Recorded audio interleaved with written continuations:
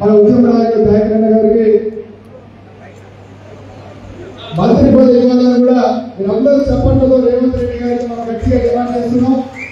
ఈరోజు ఉద్యమకారుల గొప్పగా మంత్రి మండలిలో ఉండాలి అంటే ఇవ్వాలా ఉంటా గట్టిగా ఇవ్వాలా ఉంటా అతని దగ్గర మంత్రి పదవి వెంటనే అతని దగ్గర మంత్రి పదవి వెంటనే.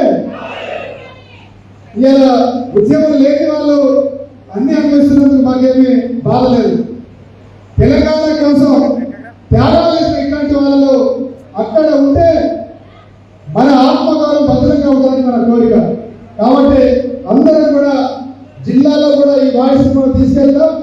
జరగబోయే మంత్రివర్గ విస్తరణలో మన ఉద్యమకానికి తప్పకుండా మంత్రివర్గం చేయడం కోరుకుంటే ఇప్పుడు దయాకరణ గారిని మా పరిస్థితిగా ఉంటుంది.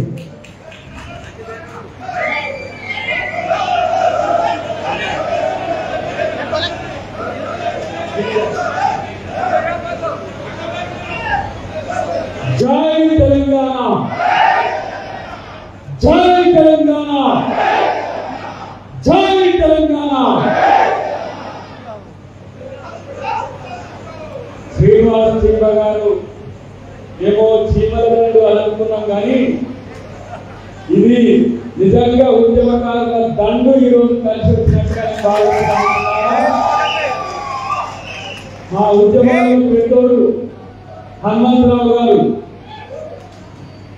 ఎన్నో ఉద్యమాలు తన జీవితంలో చూసిన ఒక నిత్య ఉద్యమకారుడు మా హనుమంతరావు గారు. పెద్దలు న్యాయమూర్తులు సామాజిక న్యాయ పునాదులను మరింత బలోపేతం చేసిన జస్టిస్ చంద్ర కుమార్ గారితో పాటు నా ఉద్యమ సాధకులందరూ కూడా ఇలా టఫ్ అంటే టఫ్ అని చెప్పింది. ఇలా టఫ్ అంటే ఏదో తెలంగాణ ఉద్యమకారుల హోరం కాదు, ఇది చాలా గట్టిది అని చెప్పి తెలంగాణ సమాజానికి మరొకసారి మన శ్రీనివాస నాయకుడి రూపంలో ఇచ్చిండ్రు. మేము అసలు ఇలాంటి సమావేశాల్లో మొదలైన నుంచి చివరికంతా ఉద్యమకారుల నిధులు కూర్చోవలసిన సందర్భం ఉన్నది. నేను అంటున్నా ఈ డిమాండ్లు మీరు ఉద్యమకారులకు ఎంత నిస్వార్థం ఉంటుందో దీన్ని చూస్తే తెలుస్తుంది. లంబా చోడా లిస్ట్ లేదు దీంట్లో పెద్ద లిస్ట్ ఏం లేదు. మేము ఇచ్చిన హామీలను గురించే మమ్మల్ని అడుగుతున్నారు మీరు. తెలంగాణ ఉద్యమకారుల సంక్షేమ బోర్డు ఏర్పాటు చేయాలనేది మొదటి డిమాండ్ అయితే, తెలంగాణ ఉద్యమకారుల హామీలు ఏంటంటే 250 గజాల ఇంటి స్థలం, 25,000 పెన్షన్లు అమలు చేయాలనేది రెండవదైతే, ఒక కమిటీని ఏర్పాటు చేసి ఉద్యమకారులను గుర్తింపు కార్యక్రమం చేయాలా. మేము మేనిఫెస్టోలో పెట్టిన అంశాలను మీరు ముఖ్యంగా 3 అంశాలను తెలంగాణ ఉద్యమకారుల ఫోరం ఈ రోజు తెర మీదకి తెచ్చింది. దీన్ని అమలు చేయించే బాధ్యత మాదిగా మా అన్న హనుమంతరావు గారితో పాటు నాకు చెప్పి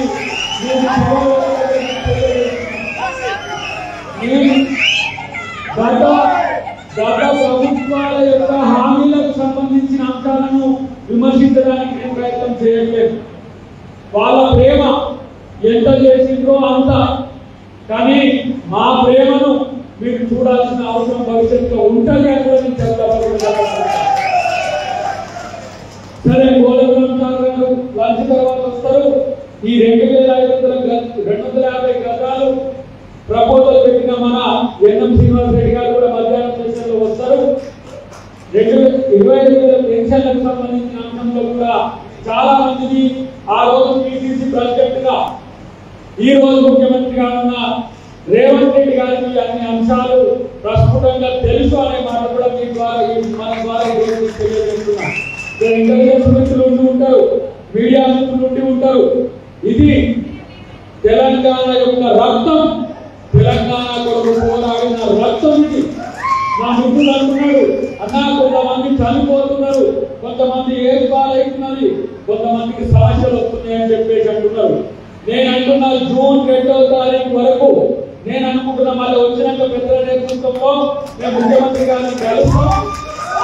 జూన్ 2వ తారీఖు నాడు అమ్మ సోనియా గాంధీ యొక్క దయ వల్ల, దయ అనే దానికంటే అమ్మ సోనియా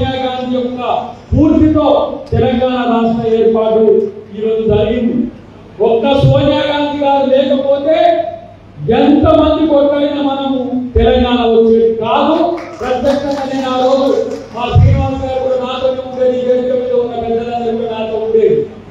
ఆమె యొక్క ఒక దీక్ష, ముగ్గురు అమ్మల మూలకమ్మ మన తెలంగాణ తల్లి. ఈ రోజు ఒకటి అమ్మ సోనియా గాంధీ అయితే మనం ఈ రోజు రెండో అమ్మను గుర్తు చేసుకోవాలి, చిన్నమ్మను సుష్మా స్వరాజ్ని గుర్తు చేసుకోవాలి. ఎందుకంటే ఆమె బీజేపీ అనో లేకపోతే చరిత్రలో సుష్మా స్వరాజ్ గారి పాత్రను మనం ఎప్పుడు మరిచినా మనం అమ్మను మరిచినట్టే, మన చిన్నమ్మను మరిచినట్టే అనే విషయాన్ని గుర్తుపెట్టుకోవాలి. మూడో అమ్మ మీరా కుమార్ తల్లి. ఆమె స్పీకర్గా ఉండి ఈ ముగ్గురు అమ్మలు కన్నా తల్లి ఎవరంటే మన తెలంగాణ తల్లి. ఆ అమ్మలకి చూస్తే నాకు అమ్మలందరూ అగపడుతున్నారు. కాబట్టి మీ అందరి యొక్క చైతన్యంతో మీ పిల్లలు, మీ భర్తలు, మీరు కలిసి ఈరోజు తెలంగాణ ఉద్యమంలో పోరాడింది. ఇలా మేము ఈరోజు తెలంగాణ ఉద్యమకారిగా కీర్తింపబడుతున్నామంటే మాలో పాత్ర మా విషయం కూడా ఉంటుందని చెప్పేసి ఈరోజు అంగీకరించుకుంటున్నాను నా తల్లితో పాటు. ఎందుకంటే మీరందరూ ప్రేమమూర్తులు కాబట్టి మీకు నష్టం చేసేదో కష్టపెట్టేదో ఈ ప్రభుత్వం చేయడానికి అవకాశమే లేదు. నేను అంటున్నా, ఒక సెర్చ్ కమిటీకి సంబంధించి అంశంలో ముఖ్యమంత్రి గారు ఒక ఆలోచన చేస్తున్నారు. మండలం నుంచి, నియోజకవర్గం నుంచి, జిల్లా నుంచి రాష్ట్రం వరకు ఆయా స్థాయిలో ఎలాంటి ఉద్యమాలు చేసినా సీరియస్ గా, అంటే కేసులు ఉన్న వాళ్ళు ఎవరు ఉన్నారు, క్షేత్రస్థాయిలకు పోరాడిన వాళ్ళు ఎవరు ఉన్నారు, ఇప్పుడు ప్రధానంగా సాహిత్యవేత్తలు కానీ మిగతా వాళ్ళకి మనం గతంలో ఒక 9 మందికి అవకాశం ఇచ్చినాం. 9 కాదు, అవసరమైతే 90 ఇవ్వడానికి ప్రయత్నం ఈ ప్రభుత్వం లేదు. మొత్తం కలిపితే కూడా నేను అనుకుంటున్నా ఒక 50,000 పైసలు కంటే ఎక్కువ ఉండదు. గుర్తింపుదారులతో పాటు ఇప్పుడు మన స్వాతంత్ర సమరయోధుల్ని ఇప్పటికి కూడా వాళ్ళకి పెన్షన్ ఇవ్వడం అనేది ఒక పెద్ద చర్చ ఉంటుంది సమాజంలో. వీళ్ళ తాత, వీళ్ళ నాన్న, వీళ్ళు స్వాతంత్రోద్యమంలో కొట్టాడు కదా దేశ స్వాతంత్రంలో. కానీ ఇలా తెలంగాణ ఉద్యమకారులు ఆ గుర్తింపు తగ్గకపోవడం దురదృష్టమైనప్పటికీ కూడా ఈ ప్రభుత్వం తెలంగాణ ఉద్యమాన్ని గౌరవించింది, తెలంగాణ ఉద్యమకారులను కూడా గౌరవిస్తుందనే అంశాన్ని గుర్తుపెట్టుకోవాలి. ఇలా నేను అంటున్న ఒక మాట అయితే, దీని తర్వాత ముఖ్యమంత్రి గారు దృష్టికి తీసుకుపోవడంతో పాటు ఆ సెర్చ్ కమిటీలో జూన్ 2 ఎప్పుడో ముఖ్యమంత్రి గారు కమిటీని కూడా వేయడం, దాంట్లో పెద్దలందరినీ కూడా ఉద్యమకారులు హనుమంతరావు గారు లాంటి ఒక చెడుగులు ఉన్న నాయకులందరినీ కూడా వేయడం, దాంతో పాటు అందరినీ కూడా గుర్తింపు కాదు మిమ్మల్ని గుర్తించి మీకు అవకాశాలు కల్పించే ప్రభుత్వంగా నేను ఇక్కడికి వచ్చి ఈ వాక్యాలు చెప్పుకోవడానికి వచ్చిన తప్పితే మీ కొడుకుగా నేను ఉద్యమం కొడుకునే మీ అందరూ నాకు 10 సంవత్సరాల తర్వాత అయినా సరే అమ్మ సోనియా గాంధీ గారు, మా ముఖ్యమంత్రి గారు, మా పెద్దలు హనుమంతరావు గారు లాంటి పెద్దలందరి జీవనంతో ఈరోజు ఎమ్మెల్సీ రావచ్చు. నేను ఎమ్మెల్సీగా కంటే కూడా ఉద్యమకారుడిగా నాకు చెప్తున్నాను. ఉద్యమానికి ఎమ్మెల్సీ ఇచ్చినట్టుగా నేను భావిస్తున్నా, ఉద్యమకారుడిగా నన్ను గౌరవించినట్టుగా నేను భావిస్తున్నా. ఉద్యమకారులు మీరు అందరూ నిజంగా నన్ను చూస్తే మీరు సంతోషపడుతుంటే నేను గర్వపడుతున్నా. నా అన్నల తమ్ముడిగా నేను ఇలా ఒక హోదా ఉండొచ్చు కాక మీ కోసం పోరాడే పరిస్థితి నాకు విద్యార్థులతో పాటు రేపు అసెంబ్లీలో కూడా మండలిలో కూడా ఈ అంశాలు చర్చకు తీసుకొచ్చే ప్రయత్నం చేస్తాం.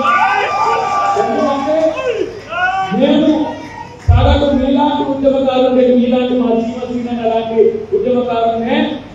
రెండవది కోదండరామ్ గారు ఉద్యమ నేపథ్యం ఉన్న నాయకుడు, జేఏసీ చైర్మన్ ఉన్నాడు. మూడవది విజయశాంతి గారు కూడా తెలంగాణ ఉద్యమంలో ఉంటే మేమందరం కూడా హౌస్ లో ఉన్నాం, మేము పార్టీలో ఉన్నాం. మా పెద్ద దిక్కు మా హనుమంతరావు కూడా పెద్ద ఎప్పుడు కూడా ఉంటే తెలంగాణ ఉద్యమానికి ప్రతి సందర్భంలో ఢిల్లీలో ఉద్యమ చోదక శక్తి అంటే ఆయన ఇల్లు.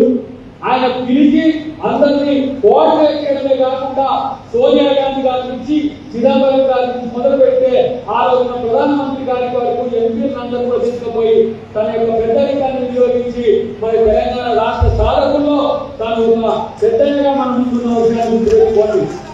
ఆయన ఇల్లు ఒక ఉద్యమ కేంద్రం హనుమంతరావు గారికి. అందరిదేమో మీడియాలో టీవీలలో కనబడుతుంది, కానీ ఎన్ని రాజులు సాటులో పోయి ఎవరిని కలిసి వచ్చిందో, ఏ పార్టీ నాయకులు కలిసి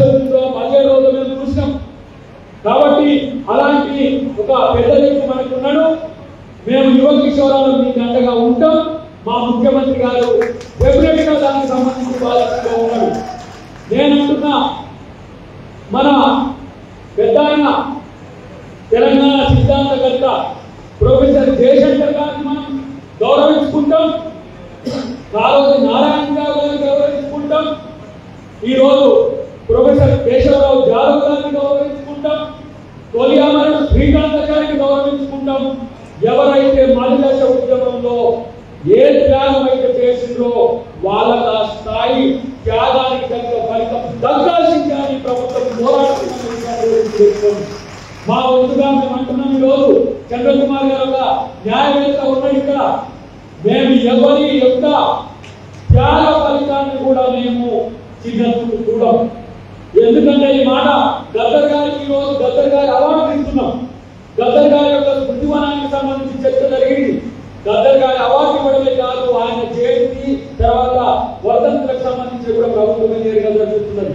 కాబట్టి మిత్రులారా, ఇది తెలంగాణ ఉద్యమానికి ఈ రోజు దక్కబోతున్న గౌరవాన్ని భవిష్యత్తులో ఇచ్చినట్టు తెలుస్తారు. కానీ ఇంత పెద్ద ఎత్తున అంతమంది అమరులైనప్పటికీ కూడా కాంగ్రెస్ పార్టీ ఎందుకు, సోనియా గాంధీ గారు ఎందుకు ఈ రోజు నిర్ణయం తీసుకుందంటే తెలంగాణలో పసిబిడ్డలు, యువకులు, నిరుద్యోగులు ఆత్మబలిదానం చేసుకుంటుంటే తట్టుకోలేక, తల్లి ప్రాణం తట్టుకోలేక ఒక తల్లి ఇచ్చిన ఈ త్యాగానికి సంబంధించిన తెలంగాణలో ఈ అందరి గురించి కూడా మా బాధ్యత అని చెప్పి ఈ సభావేదికగా తెలియజేస్తూ జై తెలంగాణ, జై తెలంగాణ, జై తెలంగాణ.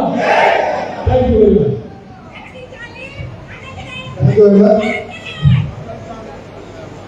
మన గోవా జగన్ గారికి